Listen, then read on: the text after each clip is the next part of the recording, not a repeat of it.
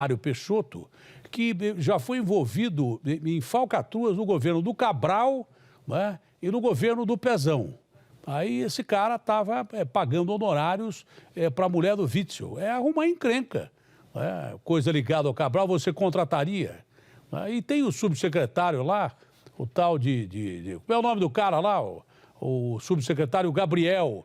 O Gabriel já era secretário, o Anjo Gabriel já era secretário do Cabral e era secretário também do Pezão. Você deixaria, se fosse o Witzel, com essa história de política nova, você deixaria esse cara no seu Ministério da Saúde? Evidente que não. Você vai arrumar para a cabeça. E dizem, né, são essas as informações que o Fernando passou, que esse Gabriel que foi preso, né, o ministro que é amigo aí do governador, o secretário que é amigo do governador, foi afastado, mas caiu para cima, numa comissão de notáveis por causa de corrupção em hospital de campanha e daí por diante. Mas o Gabriel foi preso e esse Gabriel fez uma delação para a polícia que chegou à PGR, que pediu ao Superior Tribunal que investigasse o Witzel. Então o Bolsonaro está certo, não foi ele que mandou investigar. Quem mandou foi o ST, entendeu? E agora durma-se com esse barulho. Ah, velho, você dançar com o diabo, você sai queimado. Não tenha dúvida disso. Vê aí o nosso Jornal da Band, o melhor jornal do Brasil, com os excelentes Soineg, Lana Canepa e Joana Treptow. Boa noite, obrigado.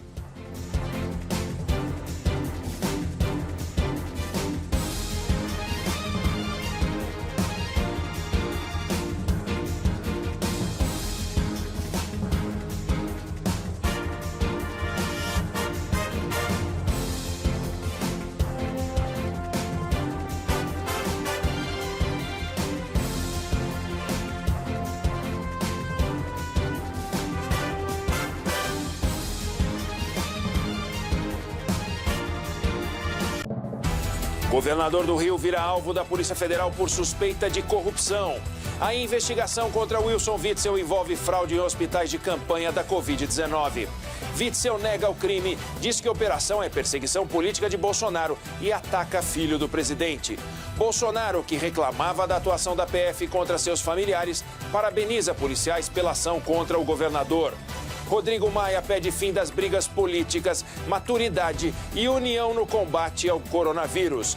Ministro da Educação tem 5 dias para explicar fala em que defende prisão dos ministros do Supremo. Justiça manda soltar mais um detento que alegou risco da Covid. Dessa vez, um dos maiores contrabandistas do país, condenado a 27 anos de prisão. Um crime chocante no interior gaúcho. Polícia diz que menino de 11 anos, morto pela mãe, foi vítima de estrangulamento.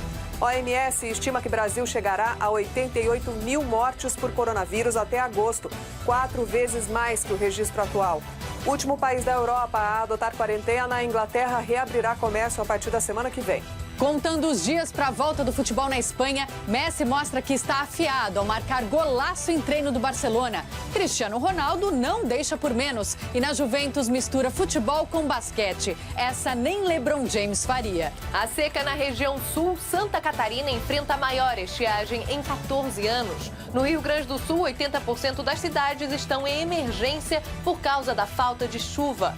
Tudo pronto para decolar. 9 anos depois da última missão tripulada da NASA, Estados Unidos voltam a mandar homens ao espaço.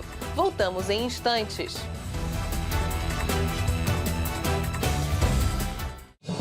As notícias da cidade que nunca para. De segunda a sexta, 6 da manhã. Bora São Paulo.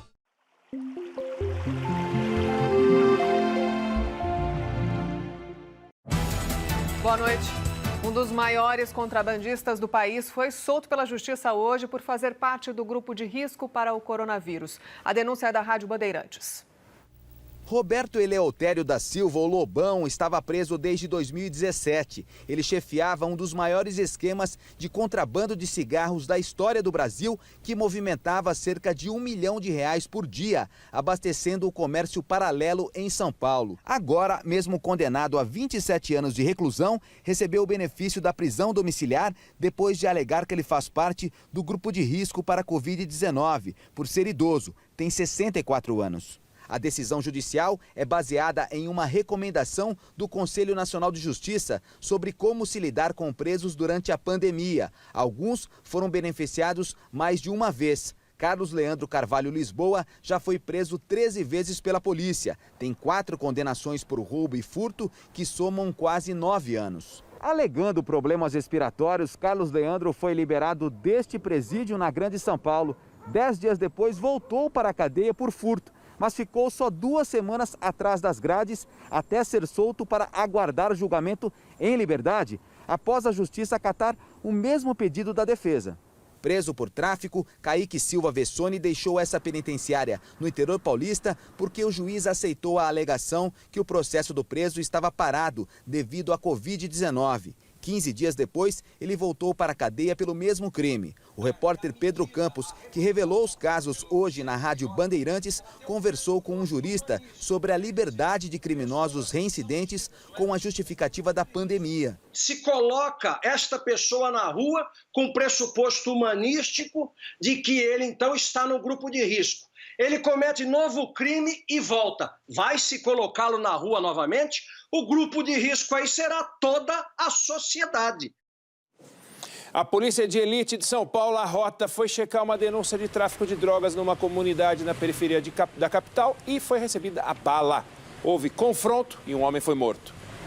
Em Aparecida de Goiânia, que fica ao lado da capital de Goiás, a PM apreendeu quase 1 tonelada de drogas, armas e 2 carros com um bando de traficantes. Só um integrante da quadrilha foi preso. Já em Londrina, no norte do Paraná, o crime descoberto foi a fabricação e venda ilegais de anabolizante para academias de ginástica. A polícia cumpriu 14 mandados de busca e apreensão. Ninguém foi preso ainda.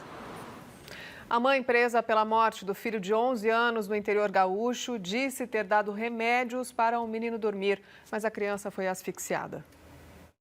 Depois de 10 dias do desaparecimento de Rafael Vinques, de 11 anos, Alexandra Dugogenski, que fez apelos para encontrar o filho nas redes sociais, confessou à polícia que escondeu o corpo da criança na garagem de uma casa vizinha que está desocupada. Era uma criança tranquila, nunca a gente viu ele incomodando ninguém, nunca viu ele fazendo peripécias na rua. O crime ocorreu em Planalto, pequena cidade de 10 mil habitantes no norte do Rio Grande do Sul. Alexandra alegou que deu remédios para o filho dormir porque ele estava muito agitado. E ela teria brigado com o filho, retirado dele como forma de castigo o aparelho telefone celular. E como ele estava nervoso, agitado, exaltado, ela teria então ministrado o comprimido de diazepam. O laudo da necropsia, no entanto, apontou que a causa da morte de Rafael foi asfixia por estrangulamento. A mulher foi presa temporariamente e deve ser indiciada por homicídio qualificado e ocultação de cadáver. A polícia ainda investiga a possível participação de outras pessoas no crime. A motivação também segue sendo apurada. O corpo de Rafael foi sepultado hoje à tarde no cemitério de Planalto. O pai, que mora em outra região e ajudou nas buscas do filho, esteve presente. Porque ela paga, porque ela fez, né? O que fazer? Foi, né? É só justiça mesmo. Os moradores estão abalados com o crime. No fim da tarde, um protesto pedindo justiça foi realizado na cidade. É um monstro para mim, Légua. Ela não é mais minha filha, ela é descartada. Um acidente entre 2 carretas no Rodoanel, que é uma via que circula toda a região metropolitana de São Paulo, travou o trânsito na manhã dessa terça-feira. A concessionária demorou 4 horas para remover os caminhões e liberar o tráfego. O governador do Rio de Janeiro virou alvo de uma operação da Polícia Federal por corrupção. A investigação apura desvio de dinheiro na montagem de hospitais de campanha no estado. Wilson Witzel foi acordado com a Polícia Federal na porta do Palácio Laranjeiras. Durante 3 horas, os agentes vasculharam a residência oficial do governador do Rio de Janeiro, que teve o celular apreendido. Mandados de busca e apreensão também foram cumpridos em outros 11 endereços, entre eles o Palácio Guanabara, sede do governo estadual, o escritório de advocacia da primeira-dama Helena Witzel e o apartamento do ex-secretário de Saúde Edmar Santos. Em São Paulo, a Polícia Federal esteve na sede da Organização Social IABAS, que está no centro dessa investigação. A Operação Placebo é um desdobramento de 2 investigações dos Ministérios Públicos Federal e Estadual que revelaram indícios de fraudes em contratos milionários na área da saúde, assinados sem licitação durante a pandemia da Covid-19. Uma dessas operações terminou com a prisão do ex-subsecretário de Saúde, Gabriel Neves, que relatou aos promotores a suposta participação de Wixel no esquema.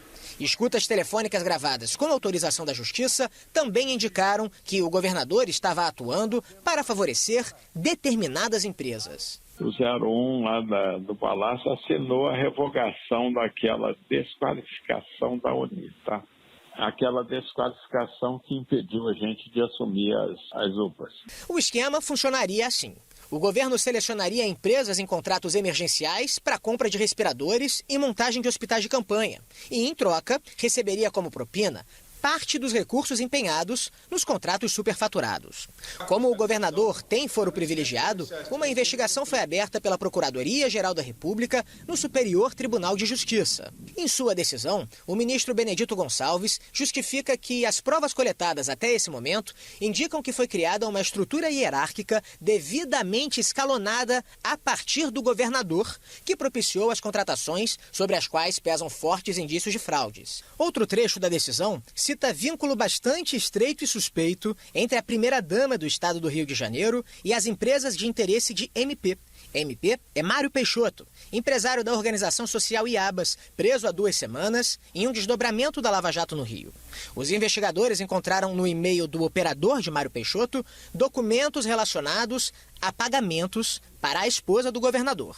No início da tarde, o governador fez um pronunciamento aqui no Palácio Laranjeiras. Sem responder perguntas, Wilson Wixel negou envolvimento no esquema de corrupção. O que se vê na família do presidente Bolsonaro, a Polícia Federal engaveta inquéritos, vaza informações.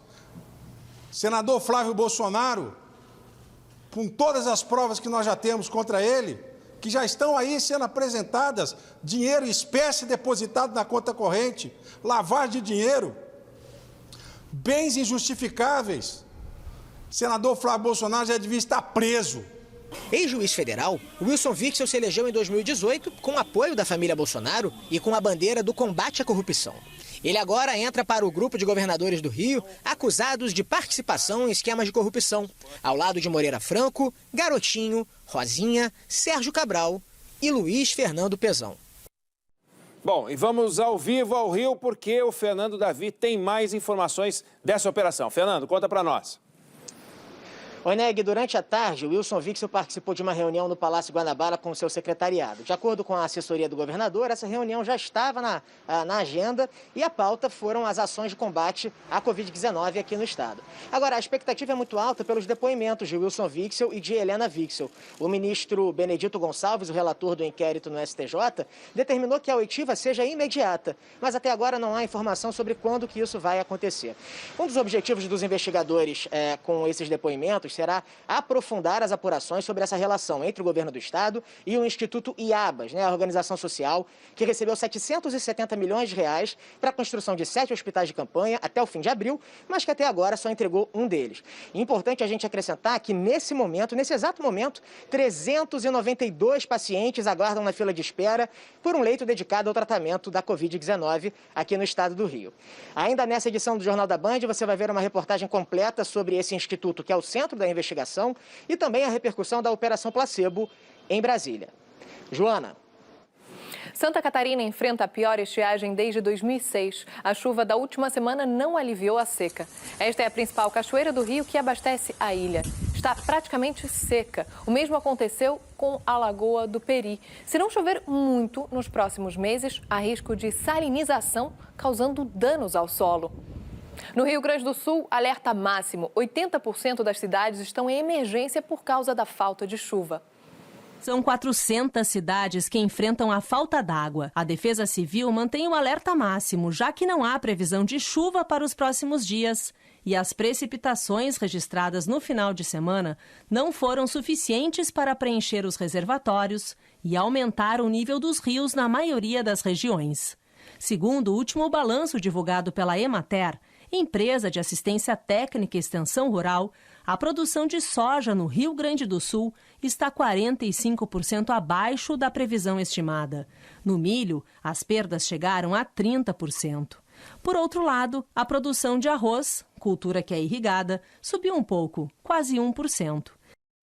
Além da seca, as baixas temperaturas prejudicam a agricultura.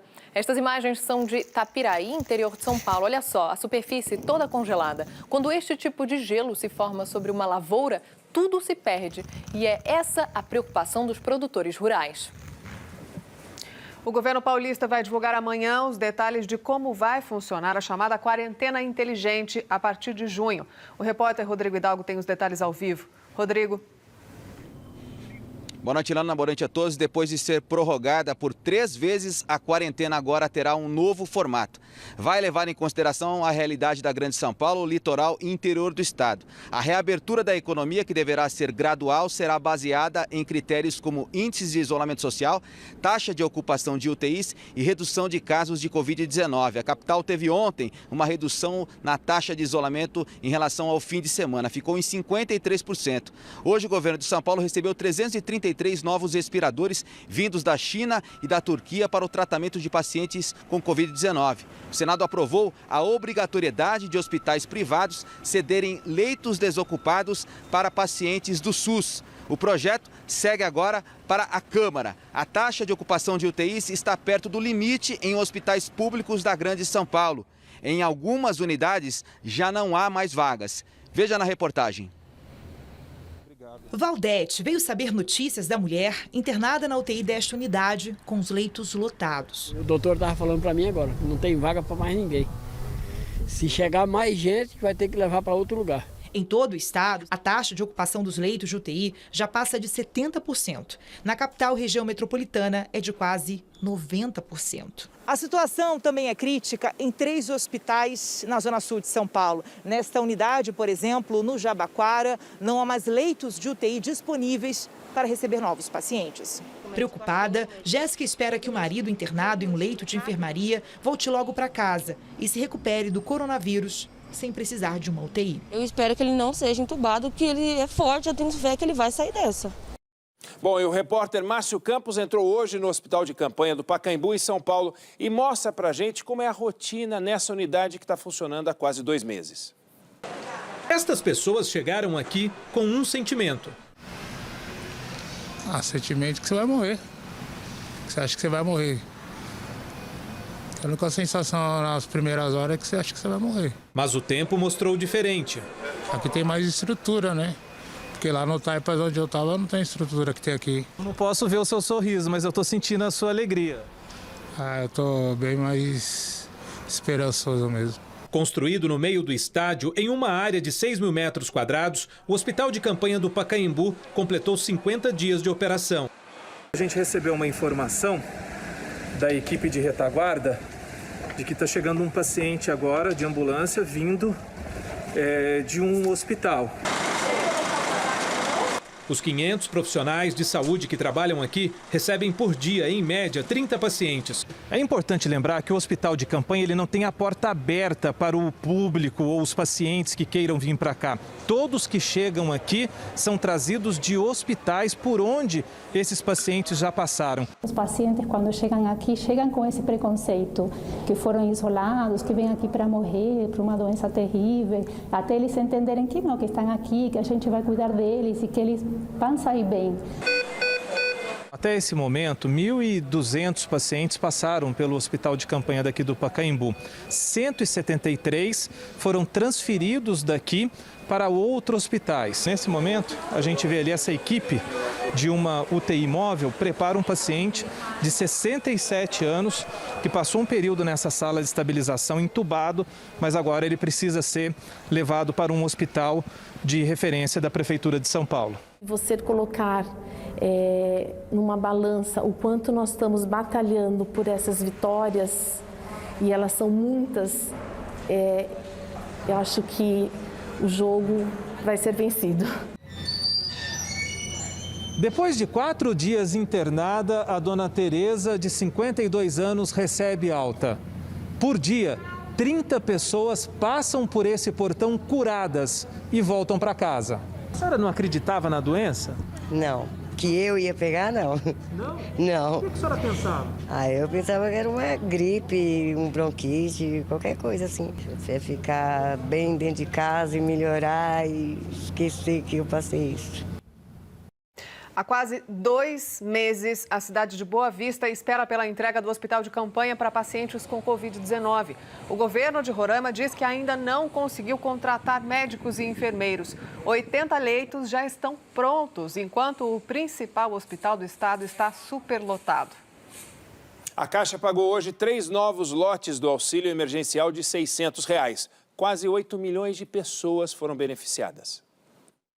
Nesta terça-feira, a Caixa fez os últimos pagamentos da segunda parcela para quem recebeu a anterior até o dia 30 de abril e que não faz parte do programa Bolsa Família. Acabei ficando desempregada e recebi a primeira parcela em dinheiro e agora a segunda já consegui pagar a conta também com boleto, né? Também foram creditados os R$ 600 da primeira parcela para novos aprovados, que fazem aniversário em setembro. 56 milhões e 600 mil beneficiários já receberam o auxílio emergencial, mas cerca de 10 milhões ainda aguardam resposta do governo para saber se vão ter direito ao benefício. É o caso do Jefferson. Depois de ter recebido a aprovação do auxílio, o processo dele retrocedeu. E quando foi receber, o status voltou para análise. Mas eu tenho no aplicativo a mensagem de aprovado, só que agora também está em análise de volta. Quer dizer, eu não recebi nem a primeira parcela e nem a segunda. Fica emprestando dinheiro de um, empresta de outro e nisso a conta vai aumentando e infelizmente eu não tenho o que fazer. Nós procuramos a Dataprev, responsável pela análise dos cadastros, mas não obtivemos resposta. Quem precisa do auxílio emergencial deve ficar atento. Fraudadores imitam o site oficial do governo para roubar os dados dos beneficiários e pedir o dinheiro no lugar deles. Em São Paulo, 4 pessoas foram presas acusadas desse golpe. As 2 duplas de golpistas foram presas na zona leste da capital paulista. Com a primeira, a polícia militar encontrou 20 cartões clonados e R$ 1.250. Com a outra, havia pouco mais de R$ 6 mil e 80 cartões clonados. As vítimas são atraídas para links que imitam os sites oficiais e informam os dados pessoais. Com eles, os golpistas entram no site da Caixa e solicitam o auxílio emergencial. Um levantamento feito por uma empresa de segurança digital identificou mais de 7 milhões de acessos e compartilhamentos desses endereços falsos em todo o país. Quando a pessoa que necessita do auxílio vai procurar o benefício, é informada que ele já foi sacado. Um prejuízo para o governo e para quem realmente precisa do dinheiro. Para não ser enganado, o beneficiário deve acessar apenas os canais oficiais da Caixa e evitar os links compartilhados por redes sociais. Bom, de um tipo de fraude para outro tipo de fraude, porque com a pandemia, as compras pela internet cresceram e, com isso, clonagem de cartão também cresceu. Veja como evitar que seus dados acabem em mãos erradas. Délcio sempre tomou cuidado na hora de comprar pela internet, mas acabou tendo os dados furtados quando contratou um curso online. Enquanto eu estava realizando, o operador falou, tentaram fazer uma outra compra aqui de R$ 800. É um risco, né? Então a gente tem que fazer o máximo que dá do nosso lado e ficar sempre atento. Infelizmente, o que aconteceu com o Délcio não é um caso isolado. A Febraban, Federação Brasileira de Bancos, divulgou um alerta sobre o número de golpes durante a pandemia. Como as lojas estão fechadas e as pessoas estão evitando sair de casa para comprar, aumentou a quantidade de transações online e de armadilhas dos golpistas também. A primeira coisa é você fazer compras só em lojas confiáveis, que você conhece, né? Nunca compre a partir de um link da internet. Então sempre digite o endereço da página da loja. Nossa, 50% de desconto. Aí o cara vai lá e compra. Na verdade o site tá bonito, tá bem feito, mas o site não existe, não é uma loja regular. Outra dica é usar o serviço de mensagem do banco que envia alertas em caso de compra via cartão de crédito. E aí tem essa opção também do cartão digital, que as pessoas estão se adaptando, mas pode ser mais seguro porque você não consegue fazer outras compras. Esse cartão, mesmo que a pessoa capture essas informações, ela fica limitada por esse período de tempo para poder fazer uma compra. Depois do Atlético, agora o Cruzeiro voltou aos treinos em Belo Horizonte, passado o auge da pandemia pela capital mineira.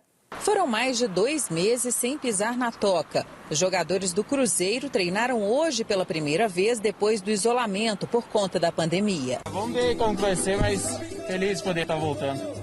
No dia 13 de maio, a Prefeitura de Belo Horizonte deu o aval para a retomada celeste. Os critérios para a volta são o retorno gradativo de funcionários de extrema necessidade, monitoramento constante de sintomas como tosse, febre, dor de garganta e coriza, higienização de todos os ambientes e manutenção de aparelhos de climatização e dos reservatórios de água. O Departamento Médico do Cruzeiro organizou uma série de protocolos para a retomada das atividades.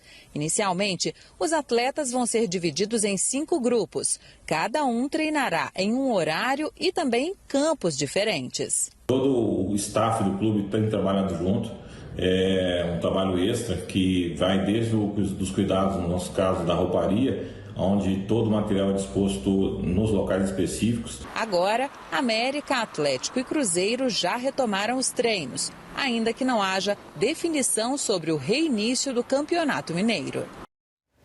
Faculdades estão parcelando dívidas na tentativa de frear a evasão escolar. É que a crise econômica tem feito muitos estudantes desistirem dos cursos. Sem trabalho na área de eventos desde o início da pandemia, a Márcia decidiu interromper o sonho de terminar a faculdade de psicologia, pelo menos por enquanto. Eu tive que trancar, porque devido ao motivo financeiro, que parou tudo, e não dá para morar de aluguel, ter que pagar a faculdade, se manter ao mesmo tempo. É uma situação que tem crescido no Brasil. A evasão, que é quando o aluno desiste do curso ou tranca a matrícula, aumentou 32% em abril, se comparada ao mesmo mês do ano passado.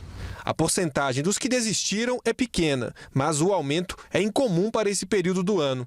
A taxa de inadimplência também chama atenção, cresceu 72%. Hoje, 26% dos alunos têm pagamentos atrasados. Se esse estado se agravar, 20% das instituições já não vão conseguir pagar a folha de pagamento a partir do mês de junho. Nesta faculdade de Belo Horizonte, várias medidas foram tomadas para não perder os alunos, como o parcelamento de dívidas sem juros. A instituição não tem condições de dar um desconto horizontal para todos os alunos. Então, todo aluno que nos procura, a gente tem feito um atendimento individualizado e a partir do momento que ele nos comprova que ele teve uma perda em sua situação financeira, a gente busca oferecer uma série de opções.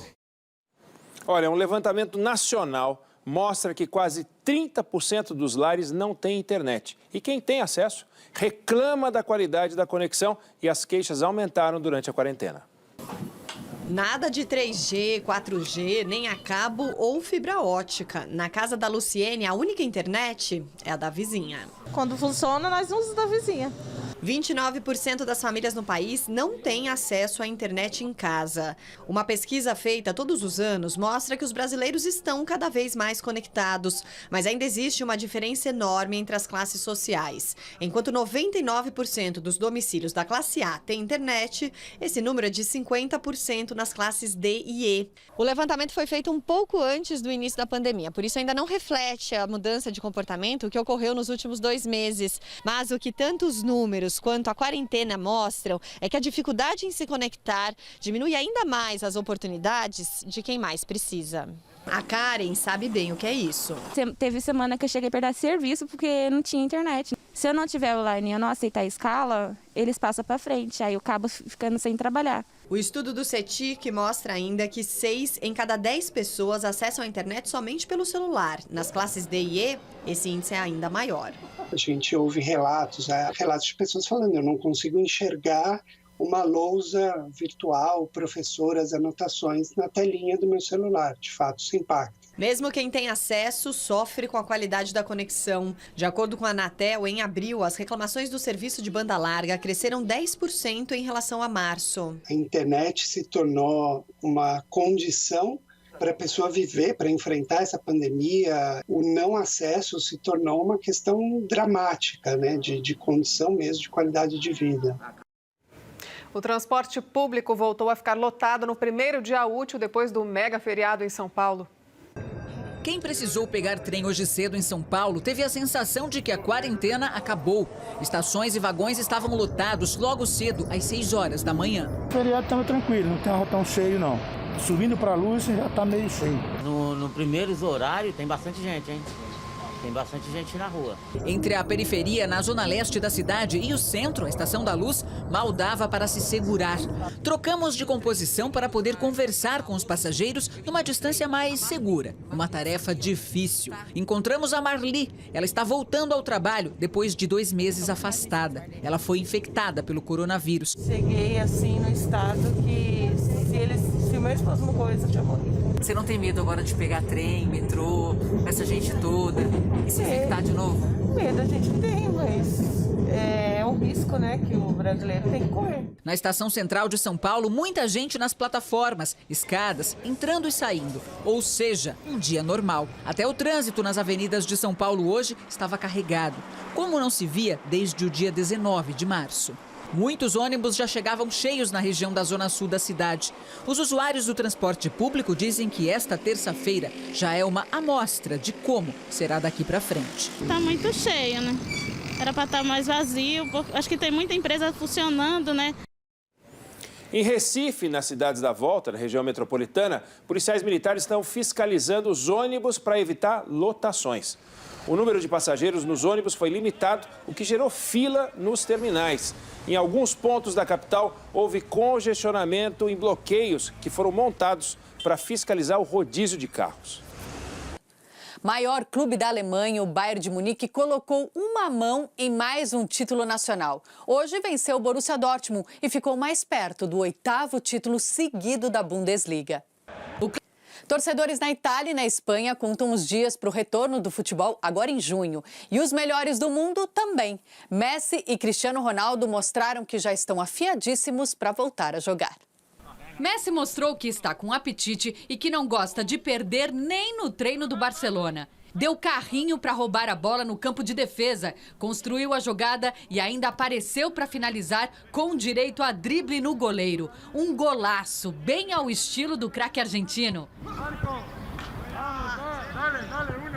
Na Itália, Cristiano Ronaldo misturou futebol e basquete após o treino da Juventus. Com um toque de classe, fez uma cesta que nem LeBron James faria. Vale a pena ver mais uma vez.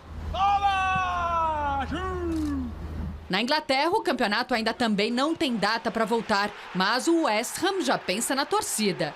A ideia do clube é ter 2.000 torcedores virtuais no estádio. Para isso, instalaria 2 telões e contaria com torcedores pelo aplicativo do celular, como se estivessem participando de uma teleconferência. Além de aproximar os fãs, o auxílio virtual serviria para tentar afastar o time do risco de rebaixamento. Faltando 9 rodadas, o West Ham é apenas o 16º colocado. Quantas vezes nesta pandemia você não se pegou pensando, o tempo não passa? Ou na outra ponta, quem enfrenta a doença teme que o relógio esteja andando rápido demais. Bom, hoje a gente estreia uma nova série de reportagens e no primeiro episódio você vai ver como a nossa percepção de tempo mudou nessa quarentena. O trabalho é da editora e repórter especial do Jornal da Band, Adriana Alves. Se você passar 10 horas olhando para uma parede em branco, essas 10 horas vão passar muito mais devagar do que se você passar 10 horas com seus amigos, com sua família, se divertindo. O tempo é uma dimensão da realidade física, mas ele só pode ser percebido pelo cérebro. É o cérebro que dá sentido à passagem do tempo. Isso é percebido pela mudança dos fatos, das realidades, das coisas externas a nós. A passagem do tempo, ela é relativa à maneira como nós o experimentamos.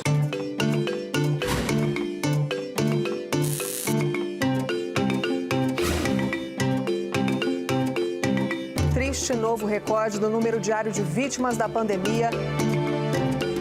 A Covid-19 segue avançando. Os tempos atuais, no tempo da pandemia, é um tempo que tem uma dupla ação.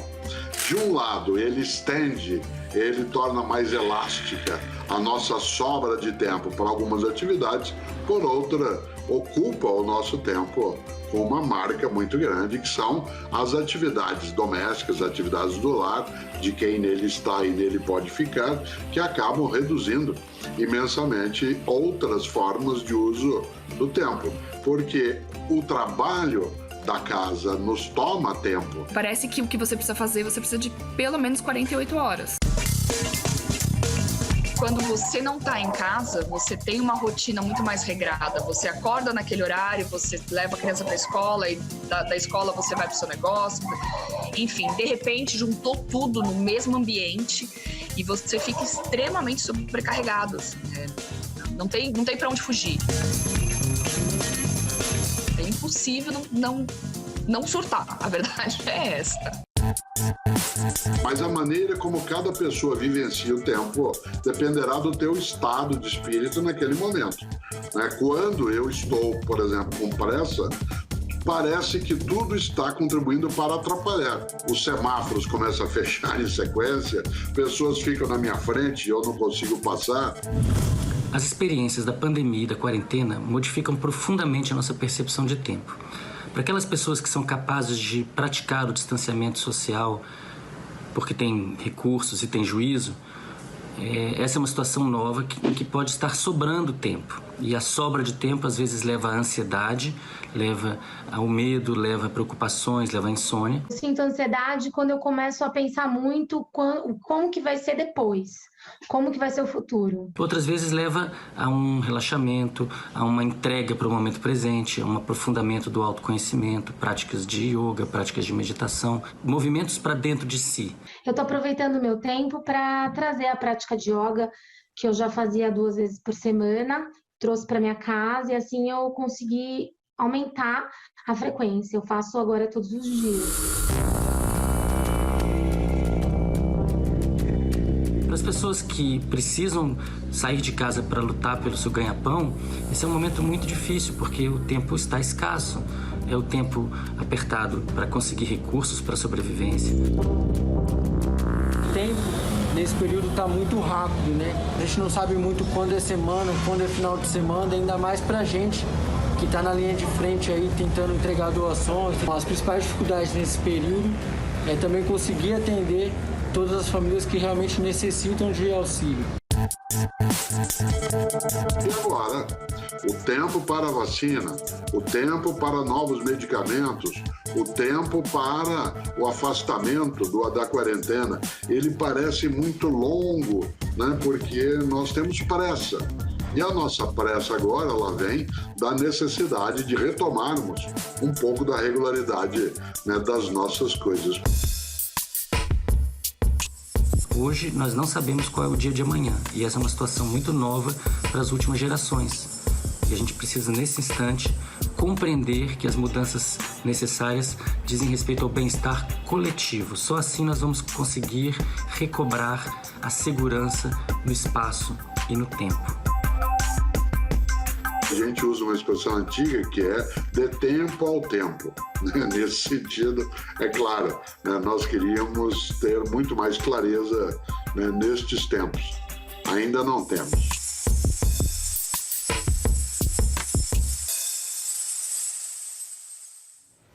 Bom, e a gente volta a falar da operação da Polícia Federal, que tem como um dos alvos o governador do Rio de Janeiro. E acusado por Wilson Witzel de interferência na PF, o presidente Jair Bolsonaro deu os parabéns para os policiais. A preocupação do governo foi tentar desmontar a acusação de que a operação da Polícia Federal foi perseguição política. Mas na saída do Palácio da Alvorada, o presidente alfinetou o governador Wilson Witzel após o comentário de um apoiador. Fiquei sabendo que a coisa tá preta lá pelo Palácio das Laranjeiras. Vamos acompanhar isso. É o costume. Parabéns à Polícia Federal. Fiquei sabendo agora. O governador do Rio de Janeiro foi de aliado a adversário, não só de Jair Bolsonaro, mas de toda a família. Witzel afirmou que a ação de hoje oficializa a interferência do presidente na Polícia Federal. A reação coube ao senador Flávio Bolsonaro. Essa foi uma operação, uma investigação que está sendo produzida há semanas pela Polícia Civil do Rio. E aí, quando viram que você estava envolvido, eles tiveram que mudar o foro para o STJ, que você tem foro privilegiado. Aí o caso passa para o Ministério Público Federal, que foi até o ministro do Superior Tribunal de Justiça, o STJ, e ele concedeu uma busca-apreensão na sua casa. Isso não tem nada a ver com mudança em Polícia Federal. No Congresso, a oposição desconfia. Primeiro, diante do que foi interpretado como um recado de um assessor importante do Planalto. Na sexta-feira, Felipe Martins reagiu com um emoji de relógio em uma postagem do governador criticando a falta de respeito de Bolsonaro pelos poderes. O bloco também acha estranho a deputada Carla Zambelli ter mencionado em entrevista à Rádio Gaúcha investigações da Polícia Federal a governadores. Em entrevista para a Rádio Bandeirantes, Zambelli detalhou os estados na mira da corporação. Coincidentemente ou não, eu não acredito em coincidências, logo depois da saída do Sérgio Moro do Ministério da Justiça, a Polícia Federal começou a agir. Hoje tem operação começou a operação no Ceará, já tem operação no Rio de Janeiro, São Paulo já estão começando a ver várias irregularidades nos bilhões que foram repassados a todos os estados do governo federal para os estados. E está havendo superfaturamento. Vem logo um corridão por aí. A oposição quer a cassação do mandato da deputada. Aqui na Polícia Federal, no entanto, delegados dizem que é procedimento normal iniciar o pente fino sobre os recursos onde houve os maiores investimentos. A ordem para a apuração foi dada antes da demissão do então diretor-geral Maurício Valeixo e da saída do ministro Sérgio Moro. Bom, é isso mesmo. Como você viu no início do jornal, ao se defender das acusações, o governador Wilson Witzel partiu para o ataque. Aí ele acusou o presidente Bolsonaro de estar por trás da operação.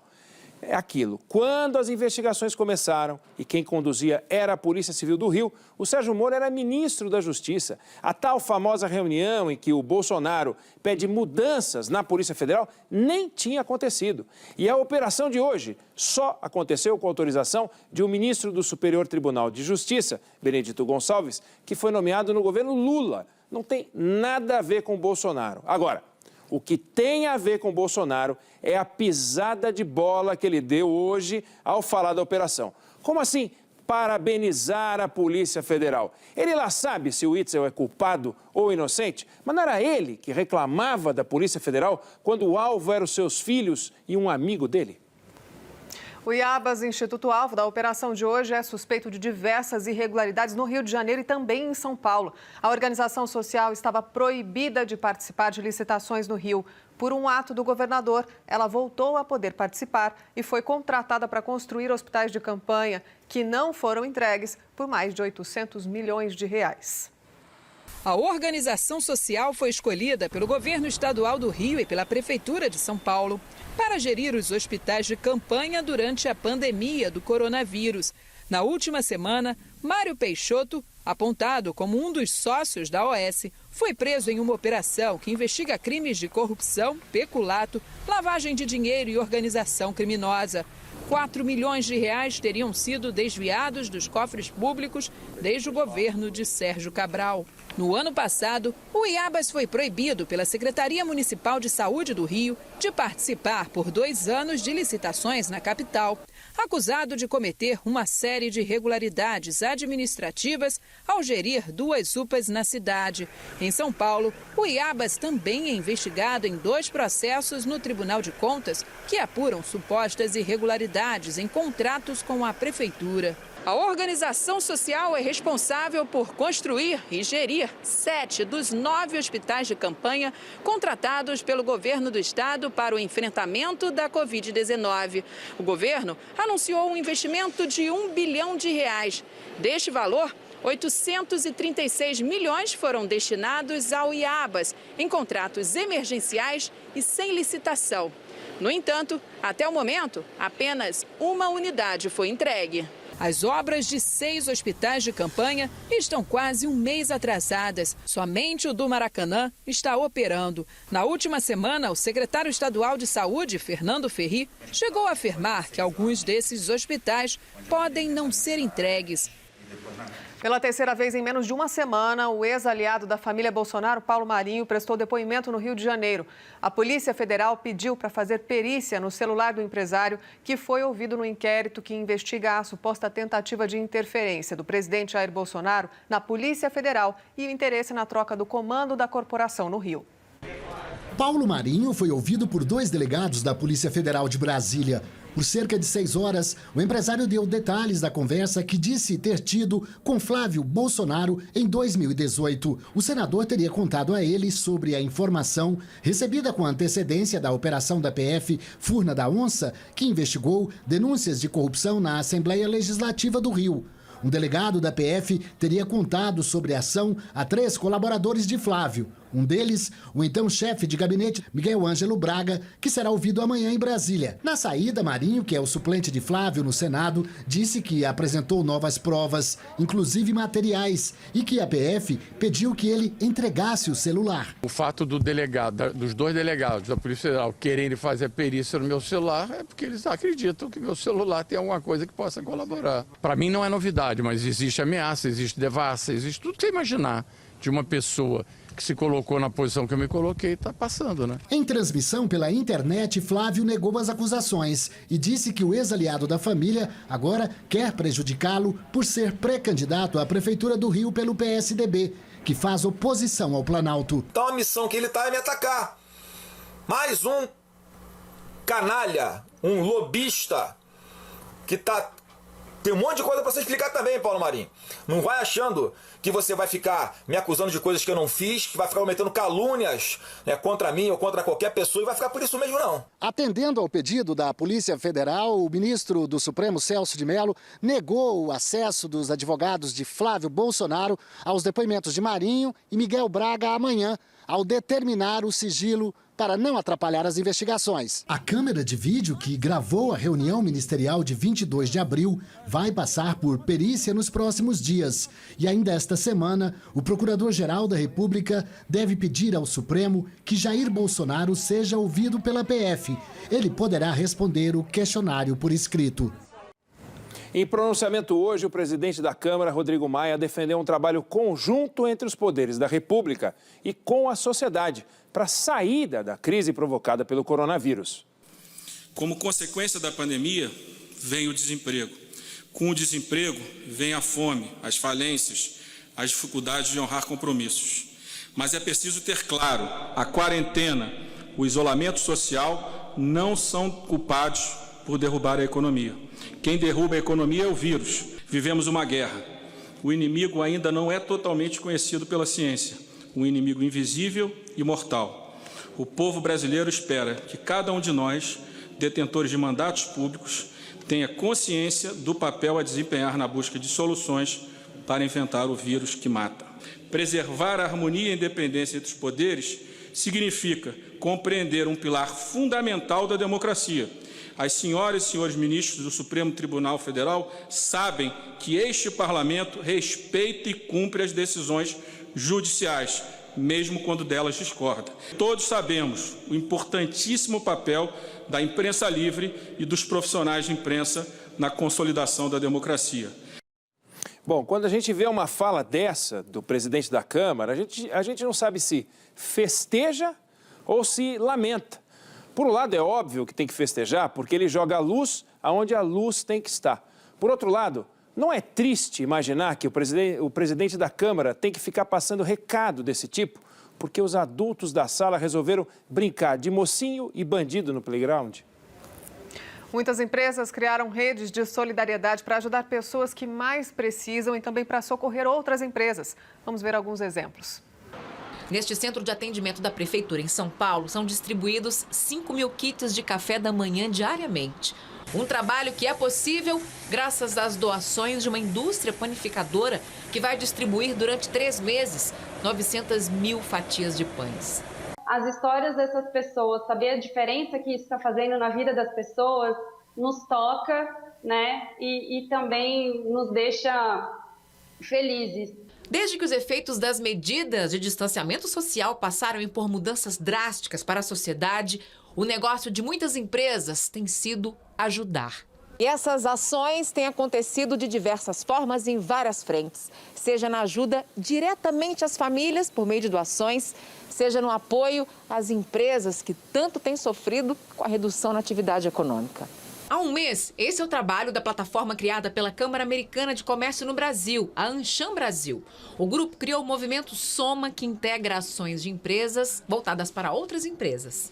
Incentivou os associados que pudessem a ajudar outros associados. Então, você tem, por exemplo, uma série de empresas de consultoria, escritórios de advogados, empresas de tecnologia, que colocaram ajuda à disposição de associados que tinham dúvidas, que, por exemplo, queriam fazer vendas online e não sabiam como. De olho no retorno do futebol no Brasil, a CBF apresentou regras rígidas inspiradas no modelo utilizado na Alemanha. A primeira determinação diz respeito à responsabilidade antes da chegada aos estádios. Os clubes deverão apresentar o estado clínico de todos os envolvidos nas partidas, com ênfase na condição olfativa e na temperatura. O documento elaborado pela entidade prevê o máximo de 40 pessoas por delegação no local dos jogos, credenciadas pelos médicos de cada equipe. No vestiário, todos terão de usar máscaras e permanecer por lá no máximo 40 minutos. Outra mudança diz respeito ao controle de doping. A CBF propõe diminuir os testes de 2 para apenas um jogador por equipe. Para muitos parecia apenas marketing, mas pelo jeito Mike Tyson vai mesmo voltar ao ringue. Vanderlei Silva, lutador brasileiro de MMA, disse que aceitou uma proposta milionária para enfrentar o ex-campeão mundial de boxe. Vanderlei Silva declarou ter aceitado uma proposta de 10 milhões de dólares, aproximadamente 54 milhões de reais, para encarar Tyson. A luta seria disputada sem luvas e com algumas diferenças de regras em relação ao boxe tradicional. Vanderlei não luta desde agosto de 2018, mas diz estar em forma. Mike Tyson, que não disputa um combate há 15 anos, publicou vídeos treinando forte nas últimas semanas. O ex-campeão mundial dos pesos pesados disse que o contrato de uma luta vai ser assinado nessa semana, mas não quis revelar o adversário. Segundo ele, há muitas opções e só garante que não será contra Evander Holyfield, rival do passado.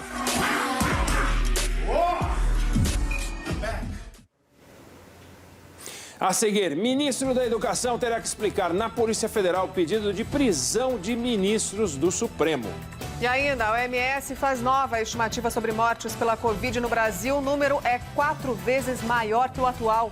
Daqui a pouco, em apenas um minuto, no Jornal da Band. Não saia daí.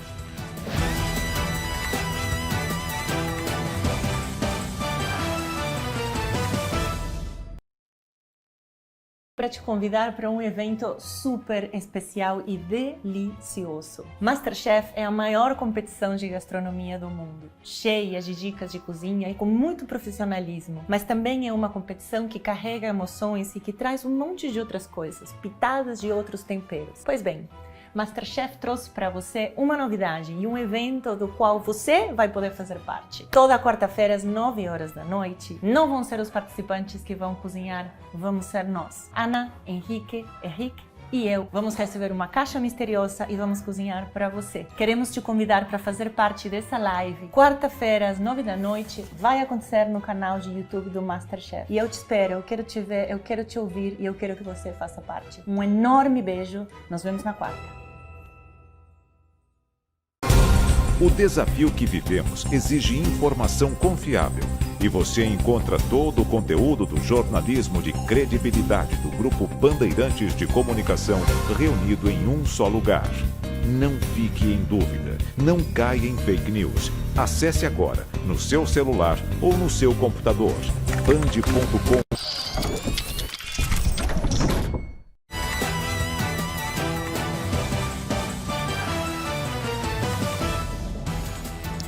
1.039 novas mortes por Covid-19 foram registradas no país de ontem para hoje. No total, são mais de 24 mil vítimas. Os casos confirmados se aproximam dos 400 mil e quase 160 mil pessoas já se recuperaram. Bom, e agora a gente vai ver mais uma projeção assustadora sobre o coronavírus no Brasil. A Organização Mundial da Saúde estima que o país chegará a 88 mil mortes até 4 de agosto. Isso quer dizer 64 mil a mais do que hoje. O cálculo foi feito pela Organização Pan-Americana da Saúde, braço da OMS nas Américas. A diretora da OPAS expressou preocupação com o aumento exponencial das mortes no Brasil. Ela disse que o pico da pandemia no país acontecerá entre 22 de junho e 4 de agosto, quando a média de mortes por dia chegará a 1.200. 1,020 daily deaths. O total de vítimas ao final deste período será de 88.300, quase 4 vezes mais do que agora. Um outro estudo da Universidade de Washington traça um cenário ainda mais alarmante, com 125 mil vítimas da Covid-19 no Brasil até o início de agosto. O maior estudo sobre o coronavírus no Brasil, feito pela Universidade Federal de Pelotas, estima que o país tenha 7 vezes mais infectados do que os números oficiais. A pesquisa concluiu que 1,4% dos brasileiros já têm anticorpos contra a doença. O dólar fechou a terça-feira no menor valor em mais de um mês, cotado a R$ 5,34. Os especialistas dizem que isso é resultado do otimismo com o processo de abertura da economia em vários países. A Inglaterra anunciou hoje o calendário para a reabertura do comércio a partir da próxima segunda-feira. É um dos últimos lugares da Europa a relaxar as regras da quarentena, como mostra de Londres o correspondente Felipe Killing. A Itália já estava em quarentena total. A Organização Mundial da Saúde tinha declarado pandemia. E mesmo assim, 250 mil pessoas se reuniram na tradicional corrida de cavalo de Cheltenham. No dia 11 de março, o Liverpool recebeu o Atlético de Madrid pela Liga dos Campeões. Cerca de 3 mil espanhóis saíram da capital Madrid, um dos epicentros do coronavírus na época, e viajaram até o Reino Unido. Um estudo britânico revelou que houve uma contaminação em massa nos dois eventos. 41 pessoas teriam morrido em decorrência da partida de futebol em Liverpool. O Reino Unido foi um dos últimos países europeus a declarar quarentena em 23 de março. Está sendo um dos últimos a sair. O governo anunciou as datas para a reabertura do comércio. Na Inglaterra, feiras ao ar livre e lojas de carros voltam a funcionar na próxima segunda-feira. Lojas de roupas, brinquedos e livrarias no dia 15. Tudo, claro, com uma série de medidas de distanciamento e higiene. A Alemanha também deu mais um passo para uma vida com mais liberdade. A partir de 15 de junho, alemães podem viajar para outros 31 países do continente. Em Moscou, o presidente Vladimir Putin disse que a Rússia passou pelo pico da curva de contágio. Ele anunciou que o desfile da vitória, que celebra a derrota dos nazistas na Segunda Guerra e deveria ter acontecido em 9 de maio, será realizado em 24 de junho. Hora da previsão do tempo. Nas últimas imagens de satélite, conseguimos perceber algo atípico. Quase nada de nuvens do sul da Argentina até ao Amazonas. Em toda esta área em laranja, que vai do Rio Grande do Sul até ao Acre, ao predomínio de uma massa de ar seco e frio. A previsão é de sol e céu claro o dia todo. Nos estados da região norte, o vento não vai chegar tão frio e o sol vai aquecer durante o dia. Mas de manhã, bem friozinho. Em Rio Branco, mínima de 17 graus, Porto Velho, 18. Já no sul, sudeste e parte do centro-oeste, o ar continua gelado o dia todo. Em Curitiba, mínima de 5 graus. Campo Grande, 8. No Rio de Janeiro, 17. E em São Paulo, 10. As rajadas de vento de até 50 km por hora vão potencializar a ressaca. Há um alerta da Marinha do extremo sul até ao Cabo de São Tomé, no Rio de Janeiro, ondas de até 3 metros. E a frente fria que leva a chuva ao nordeste começa a perder força. Mas amanhã ainda será um dia de céu nublado em toda a região. Em Salvador, apesar dessa condição, os termômetros chegam aos 30 graus. Em Manaus, 31. Teresina, 32. São Paulo, 21. E Goiânia, 24 graus.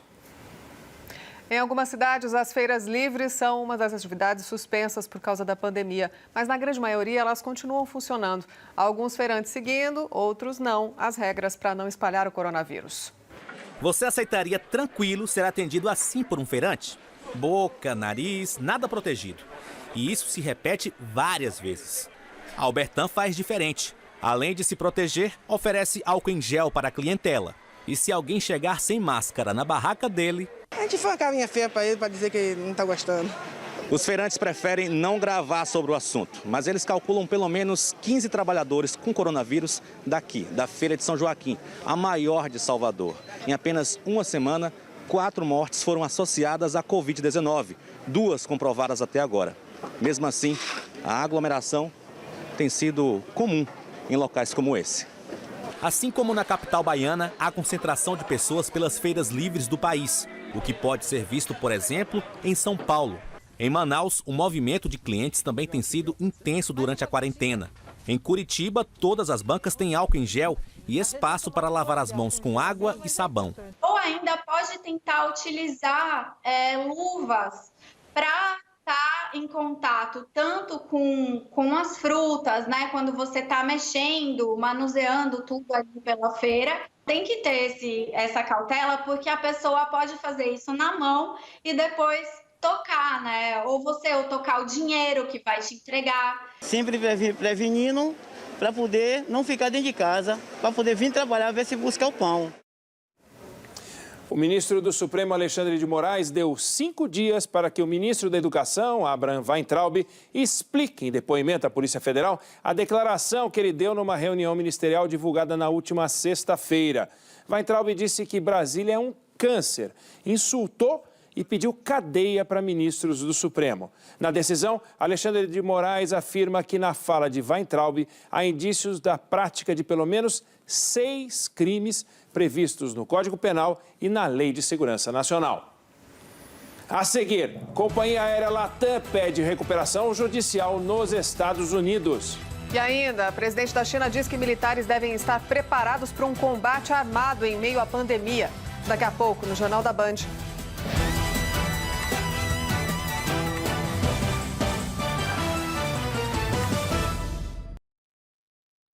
Para te convidar para um evento super especial e delicioso. MasterChef é a maior competição de gastronomia do mundo, cheia de dicas de cozinha e com muito profissionalismo, mas também é uma competição que carrega emoções e que traz um monte de outras coisas, pitadas de outros temperos. Pois bem, MasterChef trouxe para você uma novidade e um evento do qual você vai poder fazer parte. Toda quarta-feira às 9 horas da noite, não vão ser os participantes que vão cozinhar, vamos ser nós. Ana, Henrique e eu vamos receber uma caixa misteriosa e vamos cozinhar para você. Queremos te convidar para fazer parte dessa live. Quarta-feira às 9 da noite vai acontecer no canal de YouTube do MasterChef. E eu te espero, eu quero te ver, eu quero te ouvir e eu quero que você faça parte. Um enorme beijo, nos vemos na quarta.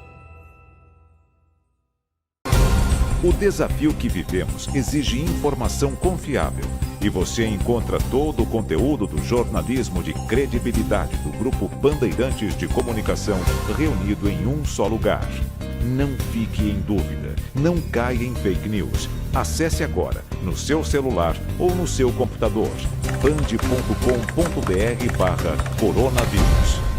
Não conseguiu assistir ao Aqui na Band na TV? Não tem problema. Você pode ver nossos vídeos no nosso canal no YouTube. Aqui você encontra de tudo: entrevistas, debates, dicas sobre saúde, moda e relacionamento e, claro, as receitas do chefe Dalton Rangel. É isso mesmo, Natália. Agora você pode assistir quantas vezes quiser as receitas aqui e preparar todas as delícias que eu ensino aqui na nossa cozinha. Então aproveite, aperte o botão inscrever-se, acione o sininho e escolha a opção Todos para receber um aviso toda vez que a gente tiver novidades para você.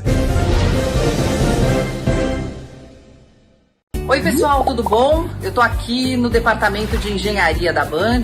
A gente está instalando aí uns programas de computador para que você tenha mais qualidade na sua informação. E o Rafael... Tudo bom, Rafa? Tudo jóia? Ele vai mostrar pra gente como é que higieniza a tecla do computador.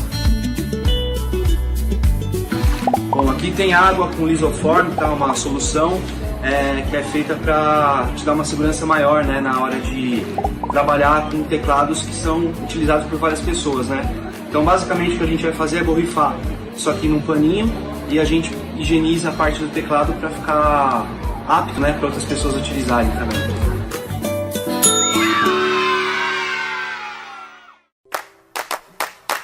Uma lava a outra.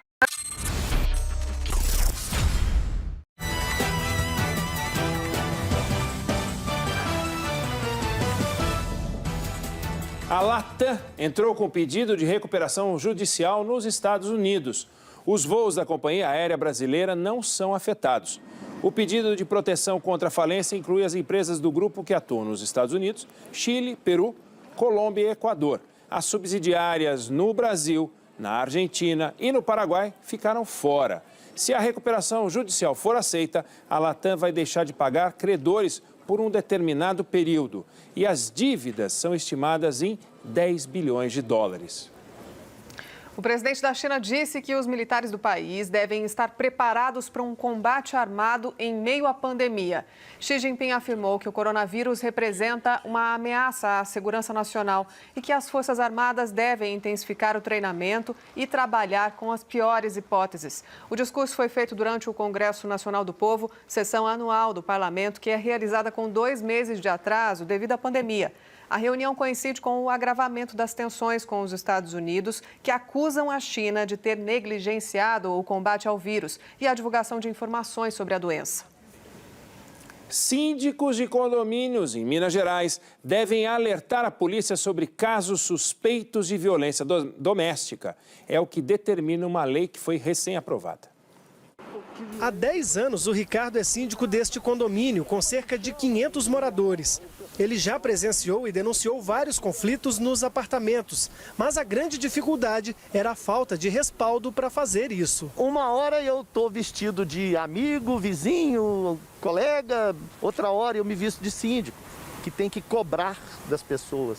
Agora, uma lei sancionada em Minas Gerais vai obrigar os síndicos e administradores de condomínios residenciais a informarem aos órgãos de segurança pública episódios ou indícios de violência doméstica em dependências comuns ou privadas. A lei vai vigorar aqui no estado durante o período de calamidade pública em função da pandemia. A orientação é para que as denúncias sejam feitas pela delegacia virtual, que agora também passa a receber este tipo de ocorrência. A lei também vai obrigar os síndicos a colocar cartazes, placas ou enviar comunicados sobre a nova legislação. A ideia é ajudar a coibir os agressores e prevenir os casos. Este advogado alerta que os síndicos também vão precisar se precaver. Se a vítima negar, ele pode sofrer uma sanção. Então, o que a gente tem recomendado? Se o síndico for fazer a denúncia, que ele leve testemunhas com ele. A seguir, depois de 9 anos da última missão, Estados Unidos voltam a mandar homens ao espaço. E uma galáxia rara é encontrada pelos astrônomos. É daqui a pouco, aqui no Jornal da Band.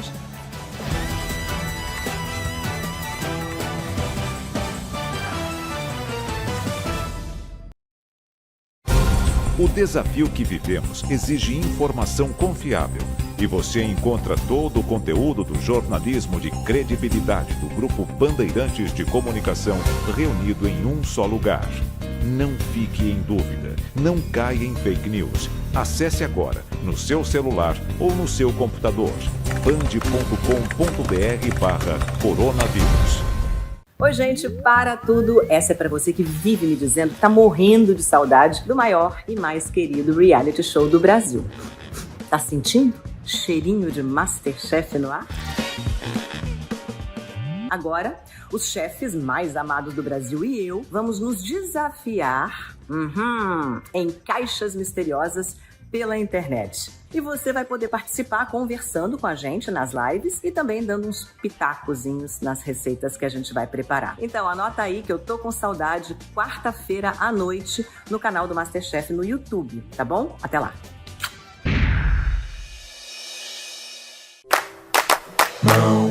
Sabe como você lava suas mãos? Não sabe, Duretinho? Então eu vou ensinar. Vem cá, irmão. Abre aqui, ó. Molha as mãos. Sabonete. Lave uma mão, depois lave a outra. O processo deve durar pelo menos 20 segundos. E mesmo estando em casa, eu estou me policiando para deixar as mãos sempre limpinhas, para lavar as mãos muitas vezes. Dessa forma vai se tornar um hábito para mim. Então lave bem as mãos, lave com calma, entre os dedos, polegar, punhos também, muito importante. Já vou aproveitar para homenagear o Arnaldo Antunes. Vamos lá. Lava uma mão.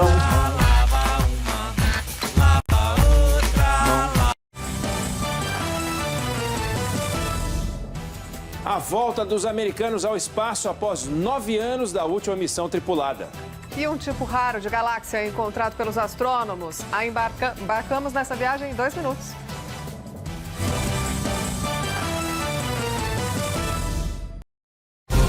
O desafio que vivemos exige informação confiável.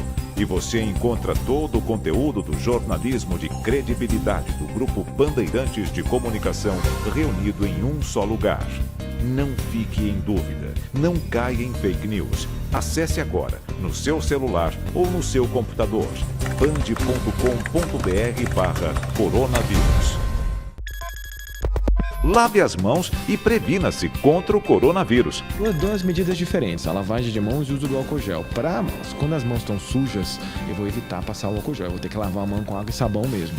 E o tempo que eu vou utilizar é mais ou menos 20 segundos, fazendo todas aquelas etapas da lavagem de mãos. Oi pessoal, tudo bom? Eu tô aqui no departamento de engenharia da Band. A gente está instalando aí uns programas de computador para que você tenha mais qualidade na sua informação. E o Rafael... Tudo bom, Rafa? Tudo jóia? Ele vai mostrar pra gente como é que higieniza a tecla do computador. Bom, aqui tem água com lisoforme, tá? Uma solução que é feita para te dar uma segurança maior, né? Na hora de trabalhar com teclados que são utilizados por várias pessoas, né? Então, basicamente, o que a gente vai fazer é borrifar isso aqui num paninho e a gente higieniza a parte do teclado para ficar apto, né? Para outras pessoas utilizarem também. Não conseguiu assistir ao Aqui na Band na TV? Não tem problema. Você pode ver nossos vídeos no nosso canal no YouTube. Aqui você encontra de tudo: entrevistas, debates, dicas sobre saúde, moda e relacionamento e, claro, as receitas do chefe Dalton Rangel. É isso mesmo, Natália. Agora você pode assistir quantas vezes quiser as receitas aqui e preparar todas as delícias que eu ensino aqui na nossa cozinha. Então aproveite, aperte o botão inscrever-se, acione o sininho e escolha a opção todos para receber um aviso toda vez que a gente tiver novidades para você. Oi, gente, para tudo. Essa é para você que vive me dizendo.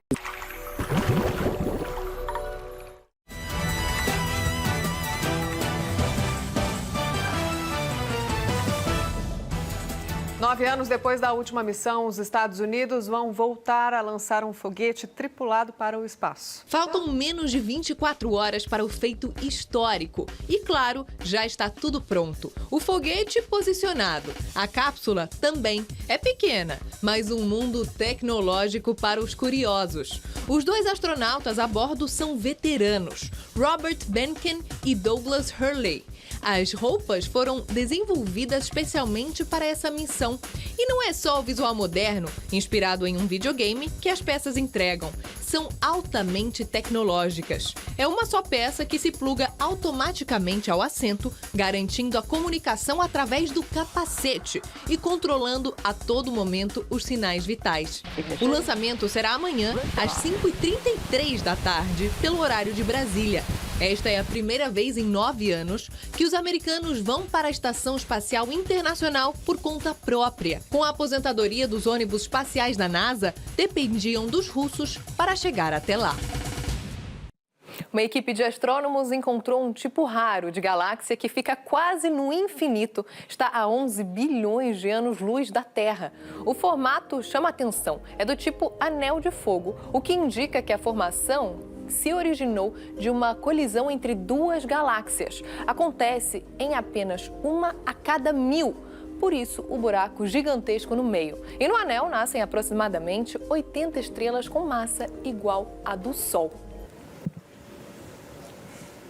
E o Jornal da Band termina aqui. Mais informações no Band Notícias, seu jornal das 10 da noite. Você fica agora com a novela Ouro Verde. Boa noite.